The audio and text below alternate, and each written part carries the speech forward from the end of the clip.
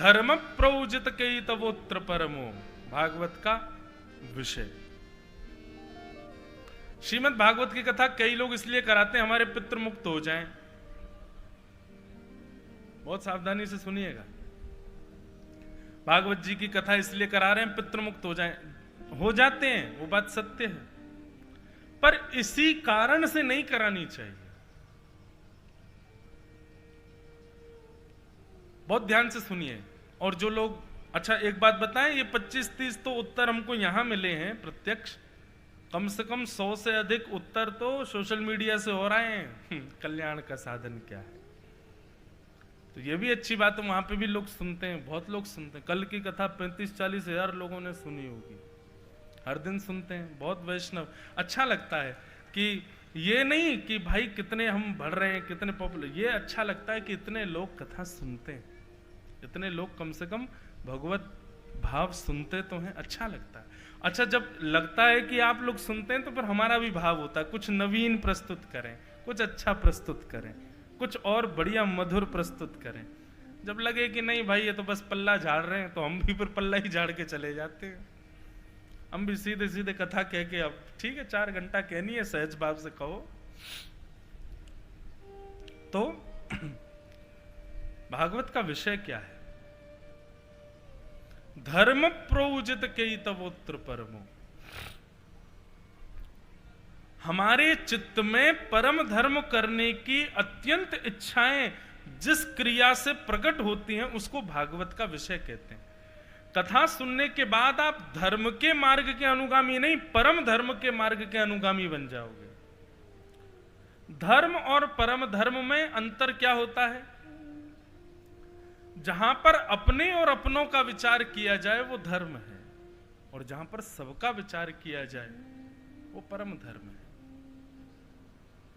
अब हमारे बटुक जी महाराज स्वयं भी कथा वक्ता हैं, अच्छी मधुर कथा कहते हैं, पर बटेश्वर महादेव के उपलक्ष्य में उनके पाटोत्सव के रूप में खर्चा करेंगे, आप सब लोगों को जोड़ेंगे, सबसे कहेंगे कि भाई अपना अपना व्यय करो, और फिर किसी को बाहर से बुलाएंगे, आप आके कथा सुनाओ। ये परम धर्म है। परम धर्म की इच्छाएं अत्यंत प्रकट हों, ये भागवत का विषय है।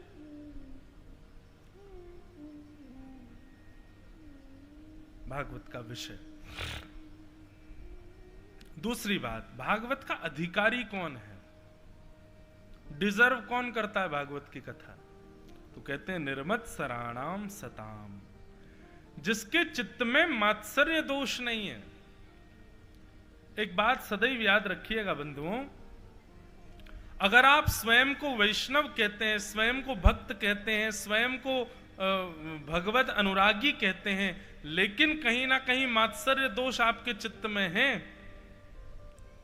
तो निश्चित है कि आप अभी परिपूर्ण रूप से वैष्णव हुए नहीं हो। मात्सर्य दोष किसको कहते हैं? किसी अन्य से जलन होना, किसी से चिढ़ होना, किसी के प्रति दुर्भाव चित्त में आना, किसी की उपलब्धि देख करके स्वयं को असहज अनुभव करना, ये सब मात्सर्य दोष कहलाते। और एक बात कहें, 95% लोगों में मात्सर्य दोष होता है। बुरा नहीं मानिएगा, इस पंडाल में बैठे हुए भी अधिकतर लोगों में मात्सर्य दोष होगा। स्वयं सोचिए, विचार करिए, क्या नहीं है हमारे अंदर? है किसी एक के प्रति तो हमारे भीतर होता है कि वो व्यक्ति जब सामने आता है तो कहीं ना कहीं मन में एक ईर्ष्या जन्म लेती है, छोटी सी। आपका उद्देश्य अब यह है कि वो व्यक्ति आपको प्रिय लगना चाहिए, इतना नाम जप करो।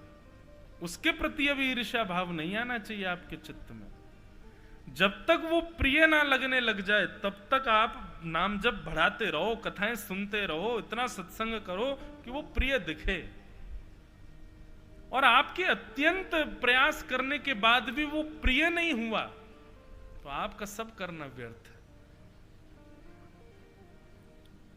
प्रिय लगे। हम तो कहते हैं कथा सुनने के बाद में 7 दिन बाद इसका प्रैक्टिकल किया करो।